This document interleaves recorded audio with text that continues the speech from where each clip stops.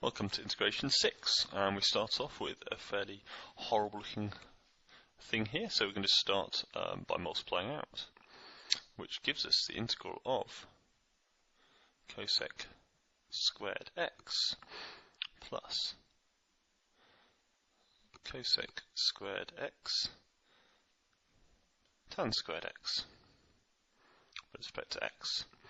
Now, cosec squared x will obviously go on its own, so the question is what to do about the second term. Well, cosec squared x is 1 over sine squared x, and tan squared x is of course sine squared x over cos squared x. So you can see those two will cancel, leaving us with the integral of cosec squared x plus 1 over cos squared x, which of course is sec squared x, both of which have got standard results which you should know, and if you haven't learned them yet, get learning swiftly. Cosec goes to minus cot x, and sec x goes to tan x, and of course plus c. And that's the first one done. On to number 2 now, which looks at first sight a bit like an integration by parts problem, but there is a twist.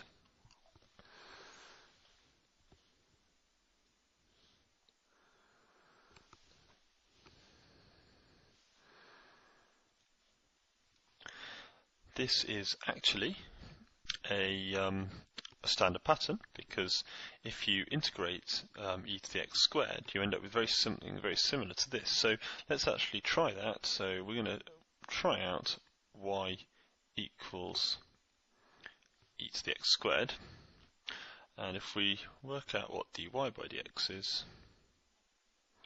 then we obviously integrate that to get 2x. That's 2x e to the x squared, because the e to x bit starts to stay the same.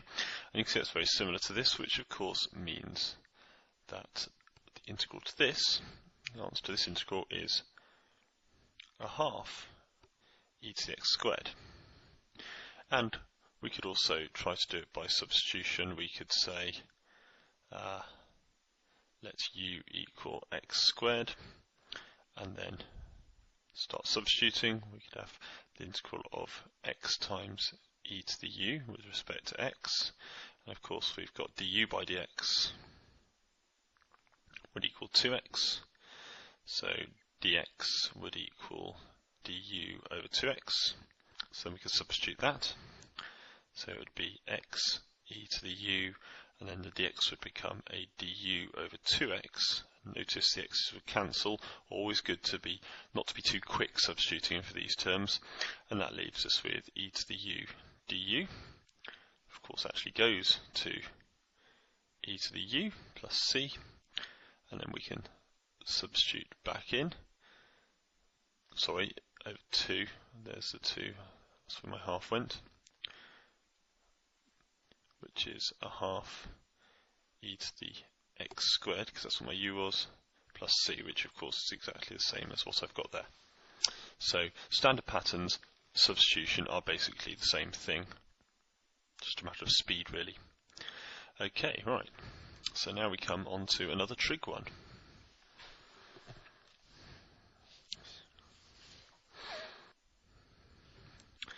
Now, what to do with this? Well, it's probably worth noticing that it's basically the same as this, sin x cos x squared. Looks quite like the double angle formula, doesn't it? So, sin 2a equals 2 sin a cos a, which means that sin a cos a is sin 2a over 2. So that's our substitution that we're going to go with from here. So what we've got here is sin 2a, 2x rather,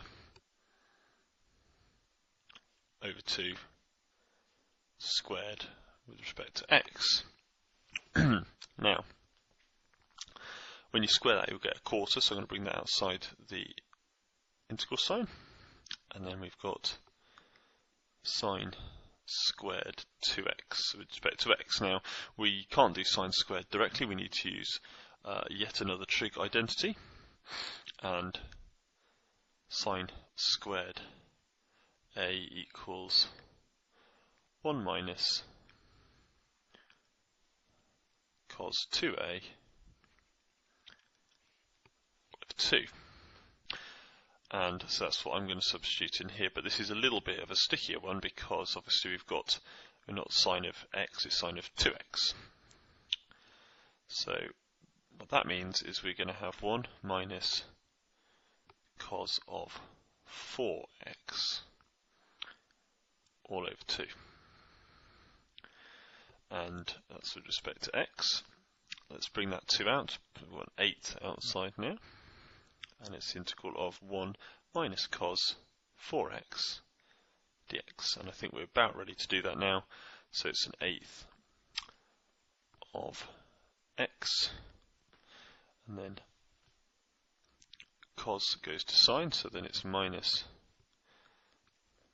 sine of 4x over 4 plus c, which gives us x over 8 minus sine of 4x 32 plus c. And that is the third one. One to go. In fact, let us stick it on the next page. Okay, so here we go. So we're told our substitution here. So if u equals x squared, then obviously x equals u squared. Now let's differentiate it. So du by dx is equal to a half times x to the minus a half. So what we've got there, we can multiply the 2 up, so we've got